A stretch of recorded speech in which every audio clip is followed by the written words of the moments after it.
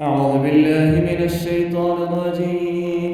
بسم الله الرحمن الرحيم. يا بني إسرائيل اذكروا نعمتي التي أنعمت عليكم وأوفوا بعهدي أوف بعهدكم وإياي فارهبون وآمنوا بما أنزلت مصدقا لما معكم ولا تكونوا أول كافر به ولا تشتروا بآياتي ثمنا قليلا وإياي فاتقون ولا تلبسوا الحق بالباطل وتكتموا الحق وأنتم تعلمون وأقيموا الصلاة وآتوا الزكاة واركعوا مع الراكعين.